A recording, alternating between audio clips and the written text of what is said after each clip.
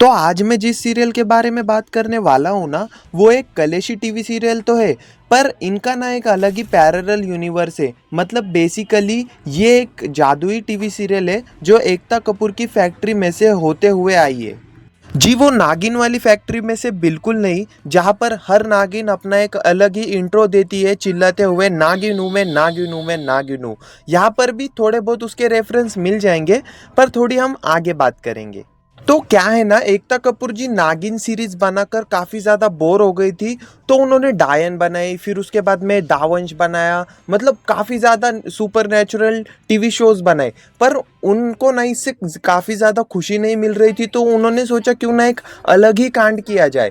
तो बेसिकली उस टाइम पर ना एक मूवी रिलीज हुई थी जो तुम सभी को पता होगी, मतलब हर बच्चे बच्चे को पता होगी, Avengers end game and infinity war. तो उसके अंदर बेसिकली जो इन्फिनिटी स्टोन दिखाए गए थे, तो एकता कपूर जी ने सोचा क्यों ना मैं इससे ही थोड़ा बहुत इंस्पिरेशन उठा लूँ। तो एकता कपूर जी ने इंस्पिरेशन उठाने की बजाय पूरे के पूरे 3 टाइम स्टोन ही उठा लिए थाइनोस के पास से।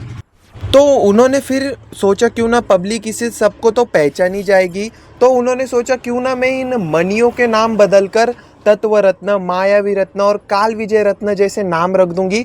तो पब्लिक तो चूतिया है और पब्लिक इसे मान भी लेंगी। पर उस टाइम पे ना मैं भी चूतिया था जो इस टीवी सीरियल को देख के एंजॉय करता था, और मैं भी सोचता था कि दिव्य दृष्टि बिछड़े तो वो जल्दी से मिल जाए। पर मैं ठहरा नादान बालक जो इस बात को समझ ही नहीं पाया। और फिर जब मैंने देखी movie Avengers infinity war end game, तो मैंने समझा क्यों भाई इनमें टाइम जंप तो काफ़ी ज़्यादा है। ये मूवी रिलीज होने के बाद में ही तो ये टीवी सीरियल रिलीज हुई।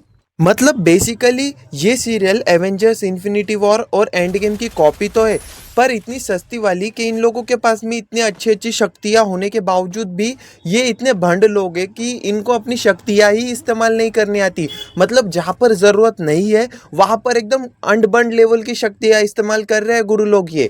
और जहाँ पर मेन शक्तियाँ इस्तेमाल करने की ज़रूरत है, जहाँ पर पिशाचिनी के खिलाफ लड़ना है, वहाँ पर ये एकदम हग देते हैं भाई, एकदम हग देते हैं। और बेसिकली इन लोगों को अपनी शक्तियों का इस्तेमाल नहीं करना आता, और इन लोगों ने उठा लिए 3 टाइम स्टोन। तो बेसिकली मैं तुम्हें इस टीवी सीरियल की कहानी समझा ही देता हूँ।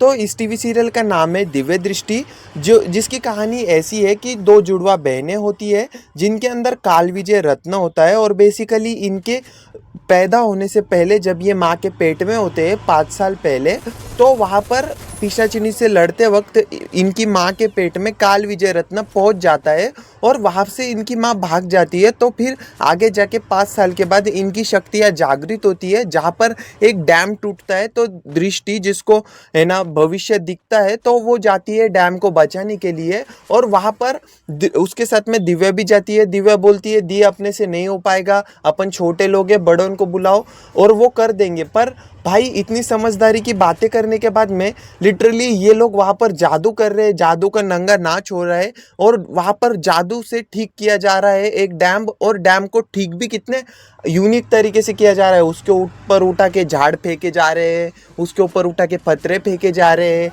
मतलब भाई मैं इतना पढ़ा लिखा तो नहीं हूँ, पर जितना भी समझता हूँ कि डैम के ऊपर ऐसे पत्थरे और झाड़ बीड़ फेंकोगे तो झाड़ जो डैम टूटने वाला थोड़ा लेट है वो पहले ही टूट जाएगा।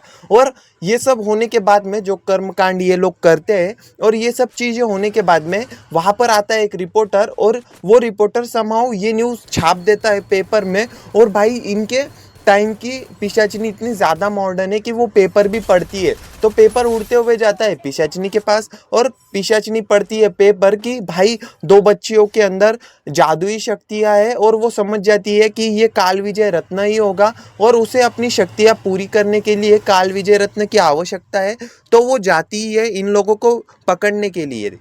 तो ये झंडू लोग भाग रहे होते हैं ट्रेन से, और भाई ट्रेन एक बार शुरू होने के बाद में इतने ज़्यादा देर तक स्लो मोशन में बिल्कुल भी नहीं चलती। भाई लिटरली भाग के पकड़ना होता है ट्रेन को। और यहाँ पर ट्रेन स्लो मोशन में चले जा रही है, चले जा रही है, और वहाँ पर पिशाचिनी और उसके माँ के झगड़े चले जा रहे हैं, चले जा रहे हैं, और वहाँ से स्लो मोशन से चले जा रहे हैं, चले जा रहे हैं। और यहाँ पर मेरा मुंह निकलना शुरू हो रहा है। जोक सा पार्ट वहाँ पर शुरू होती है, थोड़ी बहुत हाथापाई, और उस हाथापाई में दिव्या और दृष्टि बिछड़ जाते हैं विथ इनकी माँ की डेथ के साथ में। मतलब इनकी माँ पर वहाँ पर उनका समय ख़त्म हो जाता है, उन्हें सीरियल से निकाल दिया जाता है और वहाँ पर इनकी डेथ हो जाती है। और उसके बाद में आगे की कहानी शुरू होती है, जहाँ पर दिखाया जाता है दिव्य दृष्टि बड़े हो चुके हैं, वो अलग अलग है, जहाँ पर वो बिछड़ चुके हैं। हर चांद की रात को वो एक मेक को ढूंढने जाते हैं पर मिलते नहीं है। और ऐसी अजीबोगरीब भांग भोसड़ा करने वाली दिमाग को चीज़ें हैं इस सीरियल के अंदर। और बेसिकली मैं भी जब छोटा था ना तो सोचता था भाई आज ही दिव्य दृष्टि मिल जाने चाहिए, मिल जाने चाहिए, पर ये लोग मिलते नहीं थे। और बेसिकली मैं तुम्हें इसकी सब स्टोरी ही समझा देने वाला हूँ, तो इस सीरियल के साथ में वीडियो के साथ में बने रहना, क्योंकि थोड़ा बहुत तो एंटरटेनमेंट मैं तुम्हें ज़रूर दूंगा। तो एक सीन चल रहा है जहाँ पर दिव्या पक चुकी है अपनी बहन को ढूंढ ढूंढ के दृष्टि को, क्योंकि उसे दृष्टि मिल नहीं रही है। मतलब कितने चांद की रात चले गई पर उसे वो कभी भी नहीं मिली। तो उसकी माँ आती है, उसे मोटिवेशन देती है झाट भर, और फिर वो सब मोटिवेशन सुनने के बाद दिव्या के आंखों में आंसू भर के आता है और दिव्या चली जाती है उसे ढूंढने के लिए मेले में। और वहाँ पर ही होती है कोइंसिडेंटली अपनी दृष्टि, जो अपनी दिव्या को ढूंढने आई है। और दिव्या को ढूंढने आई है तो भाई यहाँ पर भी थोड़ी बहुत चीज़ें होगी, और वहाँ पर हो जाती है पिशाचिनी की एंट्री, जो आती है वहाँ पर दिव्य दृष्टि को ही ढूंढने के लिए। तो बेसिकली वहाँ पर वो बुला लेती है एक बवंडर को, और इतना भयानक बवंडर था वो, कितना रियलिस्टिक लग रहा था, इतना रियलिस्टिक लग रहा था कि मुझे लगा भाई टीवी में से निकल के मुझे ही ना मार दे। तो वहाँ पर आता है बवंडर, और भाई बवंडर के बीच में क्या होता है, इन दोनों की टक्कर हो जाती है। पर इन दोनों को लगता है कि मैंने अभी अभी दिव्य दृष्टि को देखा, यानी कि दोनों को महसूस होता है कि मैंने अपनी बहन को देखा। तो वहाँ पर हाथ में से रोशनी निकल रही है भाई, और सीन क्या चल रहा है तुम्हें पता है, एक बड़ा सा बवंडर आ रहा है ट्विस्टर, और वहाँ पर ये दोनों नुस्ते अपने हाथों को देख रहे हैं बहन मिली क्या नहीं मिली। भाई इतना चूतिया सीन था ना वो, कि भाई मुझे इमोशनल तो कुछ नहीं लगा पर लॉजिकलेस सीन तो लगा। हाँ मुझे पता है सीरियल्स में लॉजिक्स की माँ बहन तो आराम से की जाती है, और वो भी एकदम बुरे तरीके से तेल लगाकर, पर भाई ऐसे थोड़ी ना होता है। हर सीन को एक अलग ही वे में दिखाना ज़रूरी नहीं होता, एक लॉजिकली भी दिखा देना चाहिए, एकता कपूर जी को समझना चाहिए। तो वहाँ पर सीन चल रहा है, चले जा रहा है, और स्लो मोशन तो इतने डाले जाते हैं ना कि मैं तुम्हें गिनते नहीं थक पाऊँगा, तो बता ही देता हूँ। तो होता है कि वहाँ पर आ जाता है एक टकला चश्मे वाला, जिसको पता होता है कि दिव्य दृष्टि बड़ी हो चुकी है और वो आमने सामने है, और ये इतना बहन का लौड़ा है कि मतलब वो बता भी नहीं रहा कि भाई तुम दोनों बहनें हो। ये कह रहा है कि भाई ये तो पिशाचिनी के सामने आ गई, अभी ये क्या होगा, इन दोनों को और अलग करना होगा। मतलब भाई ये सब चीज़ें तो चल ही रही थी, पर मुझे ये समझ में नहीं आया कि जब गुरुजी के सामने दूसरा शिष्य था और गुरुजी ने दूसरे शिष्य को बताया था कि दो बच्चियां हैं जो है ना असंभव किसी रीज़न से उनके पास में काल विजय रत्न बढ़ जाएगा, और ये इस टकले को कैसे पता, भाई मुझे ये समझाओ कोई। और इसका भी क्लेरिफिकेशन आके दे दिया गया है शायद से, वो मैं तुम्हें बताता हूँ। हाँ मैंने तुम्हें बताया था कि मैं तुम्हें बता दूंगा, पर भाई इन्होंने ये क्लेरिफिकेशन दिया ही नहीं। और भाई ट्विस्टर ख़त्म हो चुका है, इन लोगों ने सब कुछ शांत कर दिया और वहाँ पर से निकल जाते हैं, और इन दोनों की मुलाकात भी हो जाती है। मतलब मिल तो जाते हैं एक दूसरे को, पर एक जानी दुश्मन की तरह। मतलब बेसिकली दिव्या जो है उसको दृष्टि पसंद नहीं है, और ऐसा ही है भाई, ऐसी चीज़ें होती है इसके अंदर। और वहाँ पर ये टकलू ऑटो वाला भी आ जाता है, मतलब वो बोलता है जल्दी से बैठो, ये शेयरिंग ऑटो है। तो दिव्या कहती भाई मैं नहीं बैठूंगी, क्योंकि इसके साथ मुझे बैठना अच्छा नहीं लगता। तो ये भाई पहली बार मिले हैं और इसको अच्छा क्यों नहीं लग रहा, मतलब इससे पहले कि इसने इसकी गांड मार दी थी मतलब भाई इसने क्या इससे पहले इसकी गांड मार दी थी क्या? मतलब भाई तुम पहली बार मिले हो तो इतना गुस्सा सही नहीं है भाई सेहत के लिए। पहले दोस्ती करो, वो ठीक है, छोड़ दो वो सब बातें। तो फिर ये दोनों बैठ जाते हैं और फिर इन्हें फ्लैशबैक्स आना शुरू होते हैं। और तुम्हें पता है सीरियल्स को खींचने के लिए कितने ज़्यादा फ्लैशबैक डाले जाते हैं विथ बैकग्राउंड म्यूज़िक। तो आते रहते हैं फ्लैशबैक और आते रहते हैं, और फिर मेरा दिमाग लप लप करना शुरू होता है भाई। मुझे लगा कि अभी इसे स्पीक ही कर दूँ, मतलब स्किप कर दो आगे जाके, क्योंकि ये टॉर्चर झेलना मेरे लिए कोई आम बात नहीं है भाई। ये वीडियो बनाने के लिए मुझे ज़्यादा टॉर्चर झेलना पड़ता है। तो बेसिकली ये दोनों रिक्शा में बैठे हैं और स्लो मोशन सीन चले जा रहे हैं।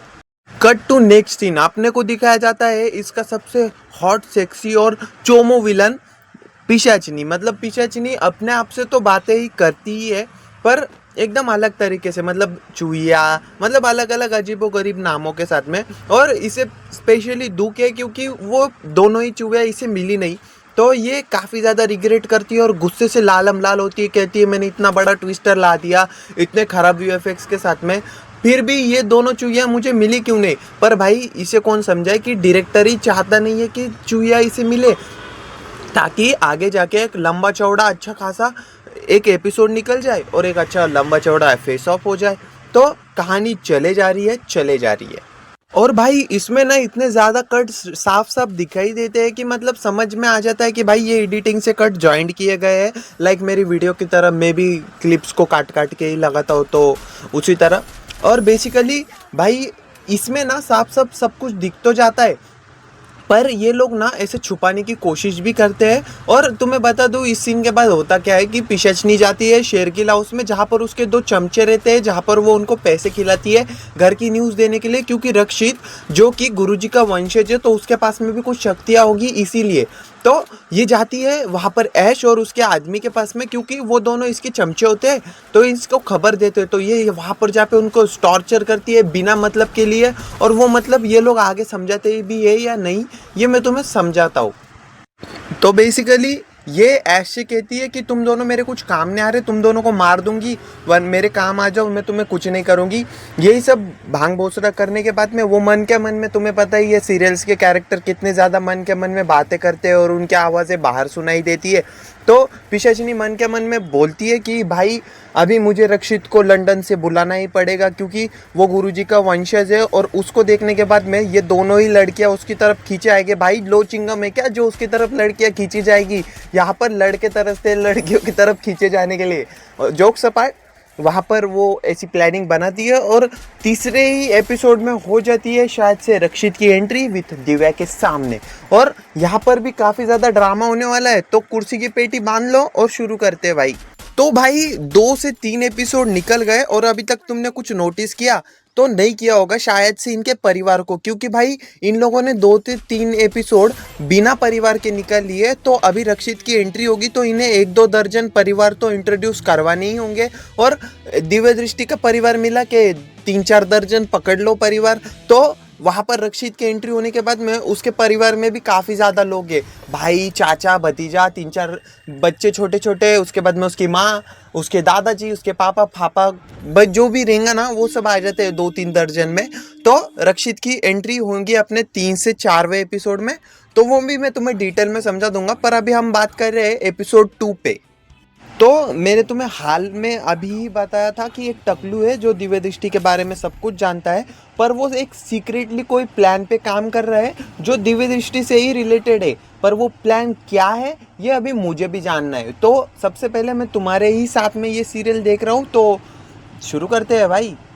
तो अभी फ़िलहाल वो टकलू का जो प्लान है ना भाई, वो अपने एकदम सीक्रेटली ही चल रहा है। मतलब बेसिकली वो जो भी प्लान करेगा वो आगे जाके सस्पेंस में खुल जाएगा, तो अभी हमें उसके लिए थोड़ा वेट करना होगा।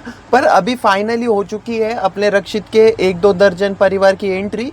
तो सबसे पहले उसकी माँ जो एक महिमा है, उनका भी एक काफ़ी ज़्यादा सस्पेंस है जो आगे जाके खुलता है। पर अभी फ़िलहाल तो वो एकदम इमोशनल, एकदम नॉर्मल माँ टाइप ही है, तो उनको तुम उसी कैरेक्टर में डाल दो जो अपने बेटे से बहुत ज़्यादा प्यार करती है। और इस सीरियल के अंदर ना भाई भर भर के सस्पेंस है जो तुम्हारे दिमाग का भांग भोसड़ा तो कर ही देगा, वो भी आराम से। तो बेसिकली ऐश और उसका हस्बैंड अपनी रक्षित की माँ को बोल रहा है कि हमें रक्षित को एब्रॉड से वापस बुला लेना चाहिए, क्योंकि भाई अभी उसकी एज 28 हो चुकी है और विल के मुताबिक उसे 28 की एज में शादी करनी होगी, वरना उसके हाथ से घर प्रॉपर्टी बिपर्टी सब कुछ चला जाएगा। तो उसकी माँ को कैसे तैसे इमोशनल करके ये लोग मनवा लेते हैं और रक्षित की एंट्री हो जाती है। मतलब लगभग होने ही आई है एंट्री, तो एंट्री होते ही तुम्हें पता चल जाएगा भाई। आई नो कि ये तुम्हें ज़्यादा ही बोरिंग लग रहा होगा, पर भाई जो मेरे लाइव रिएक्शन है मैं वही दे रहा हूँ तुम्हें। कट टू नेक्स्ट सीन, हमें दिखाया जाता है दृष्टि जिसको एक अच्छी कंपनी से ऑफर आया है काम के लिए विदेश में से, और समाओ उस पर अभी बात ही चल रही है। और दूसरे कट टू नेक्स्ट सीन हमें दिखाया जाता है दिव्या को, जहाँ पर उसने अपना जादू जो मेले में यूज़ किया था, उसकी माँ को उसके बारे में पता चल चुका है। मतलब बेसिकली उसकी माँ को जादू के बारे में तो पता ही था, पर उसने उसको मना किया था कि हर जगह पर इसका इस्तेमाल ना करे। तो अभी दिव्या को थोड़ी बहुत डांट पड़ रही है, पर भाई जब क्या होगा, चिड़िया चिड़िया चुग गई खेत, और फिर उसके बाद में उसको डांटना, और ये टीवी सीरियल में आम बात होती है भाई। ये सब चीज़ें तो आगे खींचने के लिए चली जाती है। तो बेसिकली अभी दृष्टि भी वहां पर ही जा रही होगी जहां पर दिव्या जा रही है, एब्रॉड में, बाली में, जहां पर वो कुछ लकी ड्रॉ का टिकट विकेट जीत चुकी है। तो अभी फिलहाल तो वो दोनों जा ही रहे होंगे, और वहां पर होगी अपने रक्षित की एंट्री, वो भी एक विथ मासी एंट्री। मतलब कुछ उस एकदम एटीट्यूड बॉय दिखाया जाएगा जो तुमने हाल फिलहाल टीवी सीरियल में बहुत ज़्यादा देखा होगा। एकदम sigma male, sigma sigma boy, sigma boy, sigma boy. तो भाई मैंने जो तुम्हें वो टकलू चश्मे वाले का सस्पेंस बताया था ना, कि वो दिव्य दृष्टि के खिलाफ कोई प्लानिंग कर रहा है उन्हें पिशाचिनी से बचाने के लिए, तो उस लप्पू जन्ने ने ये प्लानिंग की है कि दोनों को एब्रॉड भेजेगा रक्षित के पास में, और वहां पर जाके मतलब ये लोग पिशाचिनी का काम आसान कर रहे हैं। भाई ये टकलू को कोई अक्ल नहीं, इसके सर में टपली मारो कोई। कट टू नेक्स्ट सीन हमें दिखाया जाता है महिमा जो प्रेस कॉन्फ्रेंस की तैयारी कर रही है, और बेसिकली अभी वो वश में हो चुकी है पिशाचिनी के। पिशाचिनी वहाँ पर एंट्री मारती है विथ एकदम भाई सबको बर्फ बना के, और वहाँ पर सबको ऐश को पता चलता है कि भाई ये तो वश में है इसके। और फिर वो उसे कहती है तू एक प्लान बना, तेरे को मैं ये दे रही हूँ, और वहाँ पर जाकर तुझे प्रेस कॉन्फ्रेंस में जो भी दान पुण्य करना है भाई वो तू कर लेना, और बेसिकली ये अनाउंस करना कि तेरे बेटी की शादी है, क्योंकि अभी वो 28 का हो चुका है। लाभ लाभ लाभ लाभ जो भी है वो सब बता देती है, बकना शुरू करती है। तो दिव्य दृष्टि भी एयरपोर्ट पे पहुंच चुकी है बाली के लिए, और बेसिकली हो चुकी है अपने हीरो की एंट्री, रक्षित शेरगिल। तो बेसिकली हीरो की एंट्री एक चैलेंज से शुरू होती है। बेसिकली एक अंग्रेज एक चैलेंज रखता है कि बाइक को आग में से कूदाना है, और फलाना ढिमकाना जो भी ये करना है, कूदाना है बस। तो बेसिकली सब वहाँ पर डरे रहते हैं। उसकी गर्लफ्रेंड बोलती है लावण्या कि भाई this is so scary challenge. तो रक्षित भाई बोलता है मैं कर सकता हूँ, ये मैं कर लेंगा। तो रक्षित जाता है एकदम हीरो बनने के लिए, और भाई हीरो है तो वो ये चैलेंज को 100% पूरा कर लेंगे। मैं ये सीन बिना देखे ही बोल सकता हूँ। और ये चैनल नहीं, चैलेंज तो पूरा ही होकर रहेगा भाई।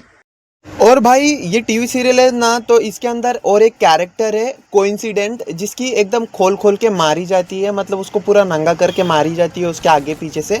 तो बेसिकली कोइंसिडेंट ये होता है कि जो अपनी दृष्टि है वो बेसिकली काम पे तो लगती है, पर किसके कंपनी में, पूछो भाई किसके कंपनी में, तो वो लगती है रक्षित शेरगिल के कंपनी में काम पे, जिसकी शादी होने वाली है। उसकी किसके साथ होने वाली है ये तो नहीं पता, पर होने वाली है। तो ये तो लग चुकी है वहाँ पर काम पे, और जैसे जैसे अपडेट आती है मैं तुम्हें बताते चलता हूँ। तो बेसिकली रक्षित जो है उसने ये चैलेंज जीत लिया है, और मैंने तुम्हें और एक कॉन्फिडेंस बता देना चाहता हूँ कि जो दृष्टि है उसको सपना गिर चुका था कि रक्षित आग में से उड़ी मारने वाला है, तो वो डर जाती है। लाभ लाभ लाभ वो तो छोड़ दो तुम, पर अभी जो मेन मुद्दा है रक्षित चैलेंज जीत चुका है। तो दिव्या को और एक भविष्य दिख चुका है। तो बेसिकली वो आग वाला छोड़ दो, अभी दूसरा वाला भविष्य ये है कि फिलहाल में रक्षित जिस प्लेन से आने वाला है वो प्लेन ब्लास्ट होने वाला है, और समहाउ उसमें रक्षित होगा या नहीं होगा, पर नहीं होगा शायद, क्योंकि वो हीरो है। तो भाई हीरो कभी मरता है क्या?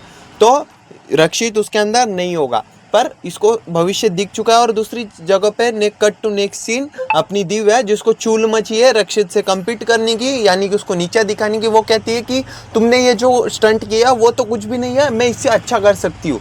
तो यहाँ पर तो ठीक था भाई, और इसके आगे भी काफ़ी ज़्यादा भंगार भंगार चीज़ें होंगी, तो वो भी बता देता हूँ तुम्हें। तो दिव्या उसे चैलेंज तो कर देती है, पर रक्षित कहता है कि भाई मैं किसी से शर्त बिर्त नहीं लगाता, और ना ही किसी की हार की खुशी मनाता हूँ, क्योंकि लाइक तुम्हारे जैसा कि तुम मुझे चैलेंज कर रही हो और मैं किसी के चैलेंज मानता नहीं, लेता नहीं। तो दिव्या उसे उकसाती है कि भाई तू है ना चैलेंज नहीं लेता, तू डर गया मेरे से, चैलेंज क्यों नहीं लिया, और ऐसी बकचोदी फैलनी जाती है। फिर उसके बाद में रक्षित कहता है मैं चैलेंज से भागता नहीं, तू लगा बेट, बिन मेरे को कोई फ़र्क नहीं पड़ता। तो इनके अंदर बेट शुरू हो जाती है, और दिव्या जो है वो चैलेंज एक्सेप्ट कर लेती है। फिर उसके बाद में वही चैलेंज ये भी जीत जाएगी। क्योंकि इसके पास जादू है, तो ओवरऑल ये जादू का इस्तेमाल करके बाइक को हवा में उड़ा के लेके जाएगी। और देख रहे हो ना, मैंने तुम्हें बताया था ना कि ये एवेंजर्स इन्फिनिटी वॉर की एकदम सस्ती सी कॉपी है। ये एकदम भंगार लोग हैं, इनको अपनी शक्तियों का सही इस्तेमाल नहीं किया जाता। यानी कि भाई वो शक्तियाँ भी रो रही होगी कि भाई मैं मेरी शक्तियों का गलत इस्तेमाल हो रहा है माँ, मैं आ रही हूँ, मुझे ऐसे लोगों के पास में शक्तियाँ भले ही वो नकली हो, पर मुझे ऐसे लोगों के पास में मत रोको माँ, मेरी इज्जत का भाजीपाला हो रहा है। तो भाई मैंने बताया था ना कि दिव्या चैलेंज जीत देंगी। सॉरी सॉरी, मेरी बैड है भाई, मेरी बैड, आई एम सॉरी। पर दिव्या यहाँ पर चैलेंज हार चुकी है, और वो भी इतनी बुरी तरीके से हारी है कि इतने ऊपर उड़ाने के बाद में भी नीचे उड़ के आई और भाई चुल्लू भर पानी में डूब मरी।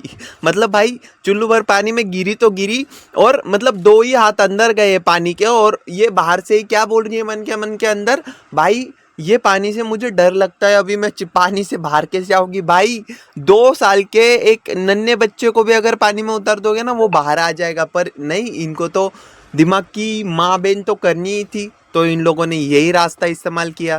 तो चुल्लू भर पानी में गिरने के बाद में दिव्या को पानी से बाहर आते नहीं आ रहा था, तो रक्षित गया वहां पर फिर से एक बार हीरो बनने के लिए, और उसने उसको उठा लिया गोदी में। तो भाई पहली ही नज़र में पहला जादू कर दिया, तेरा बन बैठा है मेरा जिया।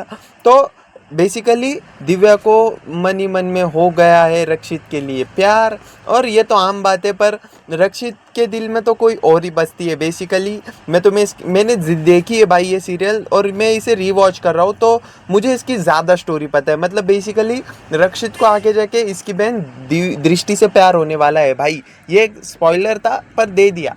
तो और भी थोड़ी बहुत बची है, अभी हम इस वीडियो को थोड़ा जल्दी से ही रैप अप करेंगे, तो थोड़े बहुत और रेफरेंस देने के बाद में फुल ऑन रैप अप कर देंगे भाई। अभी इस एपिसोड का फाइनल सीन चल रहा है। बेसिकली जो रक्षित है उसकी मम्मी का उसको फ़ोन आ चुका है उसकी शादी के लिए, और शादी का रक्षित सुनते ही रक्षित उसके मम्मी को बोलता है, उसकी खुद की गर्लफ्रेंड सामने होते हुए भी, कि मम्मी मुझे अभी तक सोलमेट नहीं मिली है और ना ही मुझे अभी किसी से प्यार हुआ है। देख रहे हो मतलब कितना चालू लौंडा है ये भी, मतलब ये भी कोई कम नहीं है भाई। और अभी गया है उसकी गर्लफ्रेंड को मनाने के लिए। और भाई अगर तुमको ना इसका दूसरा पार्ट चाहिए होगा ना वीडियो का, तो कमेंट कर देना, और इस पे 1000 व्यूज़ आएंगे तो मैं इसका ज़रूर दूसरा पार्ट ज़रूर लाऊंगा। और देन हम इस वीडियो को यहीं पे रैप अप करेंगे। और भाई इसमें ना काफ़ी ज़्यादा सस्पेंस है, तो मैं वो भी तुम्हें थोड़े बहुत बता देता हूँ। और भाई तुम्हें पता है मैंने ये सीरियल को ना बचपन में भी काफ़ी ज़्यादा बार देख लिया था। मतलब मैं बेसिकली जब छोटा था और ये सीरियल नई नई रिलीज़ हुई थी, और मैंने एवेंजर्स एंड गेम और इन्फिनिटी वॉर देखी नहीं थी, पर अभी मैंने फैक्ट्स चेक करने के बाद में मुझे पता चला कि भाई ये सीरियल ना एवेंजर्स एंड गेम के बाद में ही रिलीज़ हुई थी। तो ये एक थ्योरी बना दी मैंने, और स्पेशली मैंने, तुम्हें पता है ये सीरियल के लिए ना मैं टाटा स्काई का डिश होता था, जिस पर रिचार्ज करने के लिए इतना पैसे नहीं होते ना, तो भाई मैं 100 रुपये का रिचार्ज करता था स्पेशली यही टीवी सीरियल के लिए। पर मैं आज यही सीरियल को रोस्ट कर रहा हूँ, क्योंकि भाई अभी फ़िलहाल मैं बड़ा हो चुका हूँ और ऐसी चीज़ें ना अभी इतनी अच्छी नहीं लगती।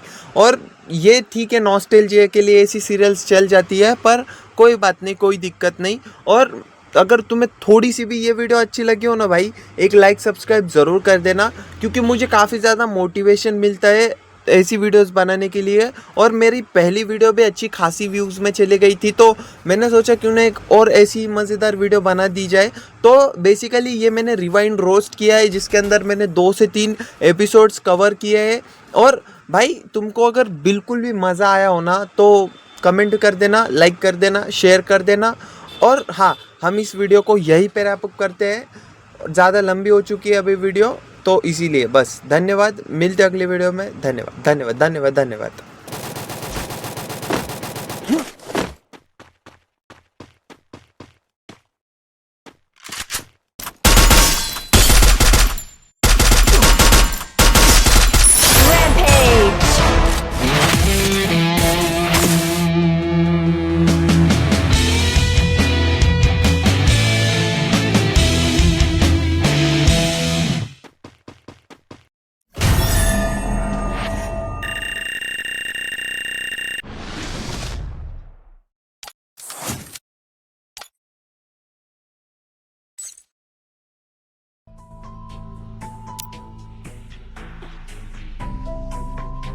I can always find my way back home. I can always find my way back home.